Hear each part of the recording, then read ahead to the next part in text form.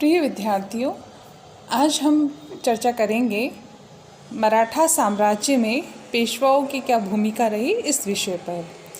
जैसा कि आप लोगों को मैंने पूर्व में भी बताया है कि मुगल साम्राज्य जब कमज़ोर हो गया तो इस निर्बलता का लाभ उठाकर महाराष्ट्र में मराठा शक्ति का अभ्युदय हुआ। शिवाजी के नेतृत्व में औरंगजेब के समय मराठाओं ने उत्तरी भारत पर अपना प्रभुत्व विस्तार करने का प्रयास किया। दक्षिण भारत में औरंगजेब के जो अभियान रहे, इन अभियानों में मराठा शक्ति ने भी उसे परेशान किया। शिवाजी के पश्चात उसके उत्तराधिकारियों संभाजी, राजाराम, ताराबाई और तत्पश्चात अन्य उत्तराधिकारियों के समय मराठा शक्ति मुगलों के खिलाफ अपने स्वतंत्रता आंदोलन में लगी रही। जैसा कि आपको पहले भी बताया कि शाहू जब नया छत्रपति बना, शिवाजी की शक्ति जो मराठा साम्राज्य के विस्तार में महत्वपूर्ण साबित हुई थी, शाहू जो मुगलों की कैद में रहा था, इसे जब शासन सत्ता प्राप्त हुई 1708 ईस्वी में, तब इसने शासन सत्ता के संचालन के लिए चित्पावन ब्राह्मण परिवार के व्यक्ति पेशवा बालाजी विश्वनाथ को पेशवा पद पर नियुक्त किया। इसे पेशवा या अपना प्रधानमंत्री नियुक्त किया और शासन सत्ता प्रशासनिक कार्य संचालन इसके हाथ में दे दिया। पेशवा बालाजी विश्वनाथ ने एक बार पुनः मराठा शक्ति का उत्थान करने में महत्वपूर्ण योगदान दिया।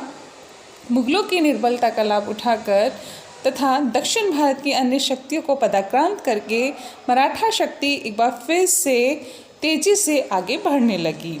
बालाजी विश्वनाथ, जिन्होंने 1713 से 1720 ईस्वी तक पेशवा पद पर कार्य किया, इनके पश्चात इनके उत्तराधिकारी बाजीराव प्रथम के समय भी पेशवाओं ने उत्तरी भारत की ओर रुख किया तथा उत्तरी भारत में मराठा शक्ति को स्थापित किया। बाजीराव प्रथम, जिसने पेशवा पद पर 1720 से 1740 ईस्वी तक कार्य किया, तत्पश्चात इसके उत्तराधिकारी बालाजी बाजीराव ने पेशवा पद पर 1740 से 1761 ईस्वी तक काम किया। 1761 ईस्वी में अहमद शाह अब्दाली ने भारत पर आक्रमण किया।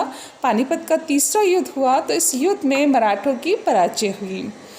सदाशिवराव भाऊ और विश्वासनाथ राव को खो देने के पश्चात बालाजी बाजीराव हृदयाघात से इनका अंत हो गया। वो इस हृदय विदारक क्षति को सहन नहीं कर पाए और इनकी मृत्यु के पश्चात पेशवा पद पर माधवराव को नियुक्त किया गया। माधवराव के पश्चात नारायण राव ने 1772 से 1774 ईस्वी तक पेशवा पद पर कार्य किया और इसके बाद माधवराव नारायण राव पेशवा बना। चूँकि इस माधवराव नारायण राव ने 1796 ईस्वी तक कार्य किया, तत्पश्चात बाजीराव द्वितीय पेशवा बना और इस बाजीराव द्वितीय के समय पेशवा शक्ति और मराठा शक्ति काफ़ी कमज़ोर हो चुकी थी। 1750 ईस्वी में जब सांगोला समझौता हुआ था तो इस समझौते के माध्यम से छत्रपति की समस्त शक्तियाँ पेशवाओं के हाथ में आ गई थी। अब माधवराव नारायण राव के समय चूँकि महादजी सिंधिया और नाना फडणवीस, ये दो मराठा नेता हैं जिनके समय मराठा शक्ति का प्रसार करने का फिर से प्रयास किया गया।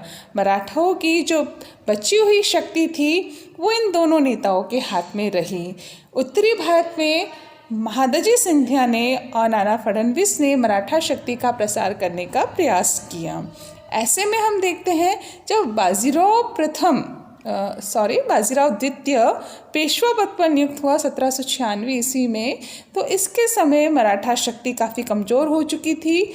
होलकर, भोसले, गायकवाड़, सिंधिया, ये कुछ मराठा सेना नायक हैं, मराठा नेता हैं जिनके हाथों में अब मराठा शक्ति का विभाजन हो चुका था।